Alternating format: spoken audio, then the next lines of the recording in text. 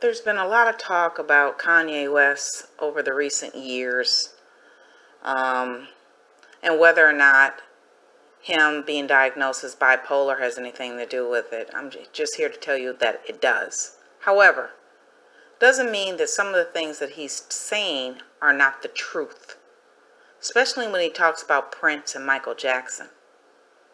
In addition to that, as we all have seen in the past, when Kanye West went to the White House, he darn near tried to jump on the table of the Oval Office. Donald Trump and the other black gentleman that was there, I forgot his name. I think he was formerly a boxer of some sort and probably friends with Donald Trump still currently. Looked a little alarmed the way that he was ranting and raving about how much he loved Donald Trump and et cetera, and so on. I'm not really trying to talk too much about Kanye West as much as I'm trying to talk about his entire perspective on things, black businesses, ownership, owning masters. As we all know, Prince fought to own his masters. He finally got the right 2 years before his death to own his masters. And then 2 years later, almost exactly to the date, he ended up being found dead. So, nonetheless, Michael Jackson definitely died under mysterious means. But I digress. What Kanye West is talking about in terms of ownership of the masters and things, this is not just a music industry issue. It's an issue that really impacts small business owners across the country, especially if they're black owned. Black businesses have the hardest time getting non-predatory loans versus predatory loans for their businesses. So it's no surprise that the music industry would have predatory contracts. One of the reasons I believe that Berry Gordy of Motown started Motown is because a lot of times these singers that were white back in the 40s and 50s had black people singing in the background. They had black people singing in the background. It's even rumored that Elvis Presley had a black person singing in the background. I don't really know when Elvis Presley sang songs. But what Kanye West is talking about is not new. The issue is this year of 2020 seems to be an awakening to a lot of things. Not because Kanye just talked about the music industry and went on a rant, a Twitter rant this past week. I'm not talking about that. I'm just saying overall the year has appeared to be a year of awakening, period. With that said, when we look at reparations and we look at the fact that African Americans are still being legally lynched, if you will, or killed, justified killings by police.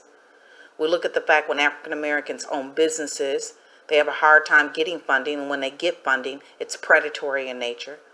We look at the music industry, and now that Motown is no longer owned by Berry Gordy, and it's really not in a active position as it once was. We just have to take a look and step back and say, do we deserve reparations? Of course we do. Any lack of justification to say that African Americans do not are just ludicrous. Currently, right now, we have Native Americans still fighting for the treaties and the rights to land that they were promised, and still getting granted casinos and other variables in order to satisfy their reparations for the Europeans taking their land, and as well as this country. And last time I checked, none of the Native Americans that are benefiting from the casinos today were the same exact Native Americans that went through the Trail of Tears or was injured or even killed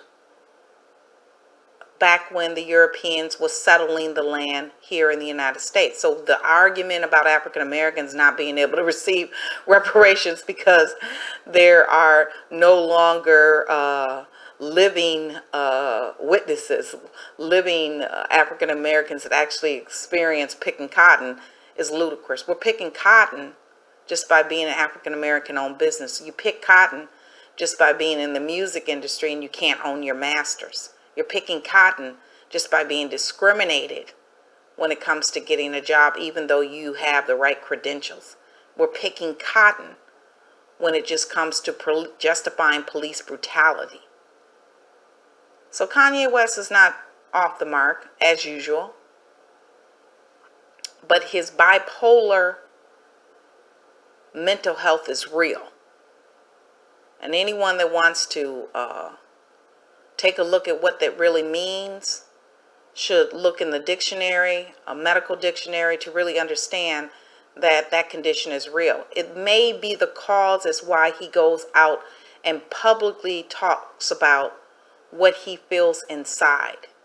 You have a manic side of bipolar and a depressive side of bipolar. And I'm not here to assess what state Kanye West is ever in. That's not my job. That's not my position. But it doesn't mean, as I said before, he's not telling the truth. Reparations for African Americans are long overdue, and African Americans still continue to endure injustice just based on the mere fact that their ancestors were enslaved.